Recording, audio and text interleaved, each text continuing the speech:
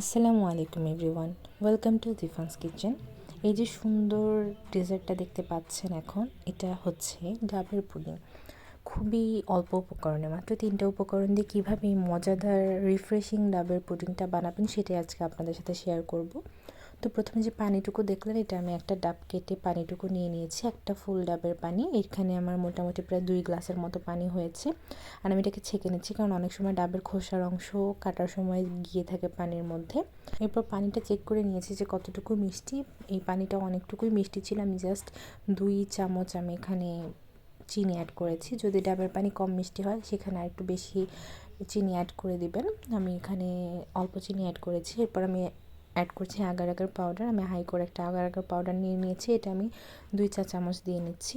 এর থেকে বেশি দিব না, এর থেকে পানি কম হলে আরও কম করে দিতে পারেন। আমি এখানে 2 চামচ দিয়ে নিয়েছি 2 কাপ পানির জন্য।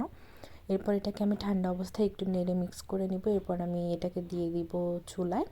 চুলায় দেওয়ার পর খুব বেশিক্ষণ জাল করার প্রয়োজন নেই। এটাকে চুলায় দেওয়ার পরে আপনারা মোটামুটি বলক ওঠা পর্যন্ত জাল করলেই হবে।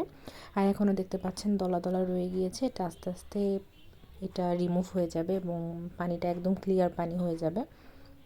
তো এখানে দেখতে পাচ্ছেন বলক উঠে গিয়েছে, এখন আমার দলাগুলো রয়ে গিয়েছে, এগুলো আমি একটু একটু করে নেড়ে নেড়ে ভেঙে দিচ্ছিলাম। তো এটা যখন কমপ্লিটলি বয়েল হয়ে যাবে, এরপর আমি দেখেন এখানে কোনো দলা আপনারা দেখতে পাচ্ছেন না।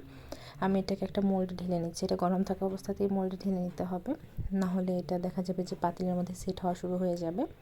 আমি এখানে একটা হার্ট শেপ কেক মোল্ড নিয়ে নিয়েছি। আপনারা যে কোনো মোল্ডে এটা ঢেলে নিতে পারেন, কাঁচের বাটিতেও ঢেলে নিতে পারেন।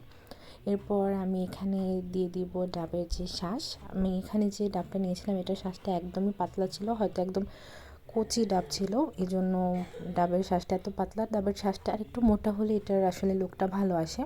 আর এগুলো একদম পাতলা দেখে ম্যাক্সিমাম শাঁসটুকুই উপরে উঠে এসেছিল জমার পরে।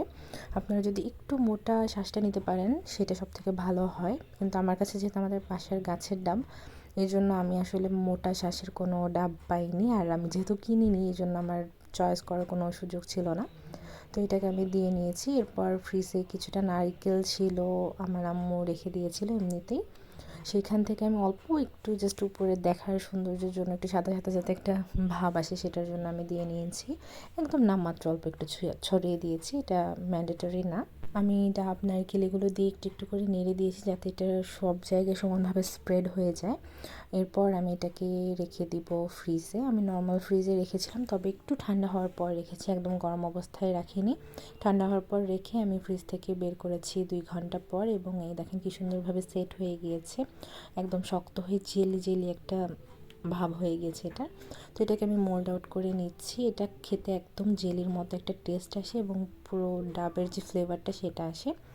আর এটা খুবই খুবই রিফ্রেশিং একটা ডেজার্ট। এটা বাচ্চারা অনেক পছন্দ করবে, যারা ডাবের পানি এমনিতে না খেতে চায় বাচ্চারা, তাদেরকে এইভাবে পুডিং বানিয়ে খাওয়াতে পারেন। তারা জেলি হিসেবে খাক বা পুডিং হিসেবে খাক, খাওয়া দিয়েই কথা। যাই হোক, ভিডিওটা কেমন লাগলো অবশ্যই কমেন্ট করে জানাবেন। Thank you so much for watching the video. ভালো লাগলে অবশ্যই লাইক, শেয়ার অ্যান্ড সাবস্ক্রাইব করবেন।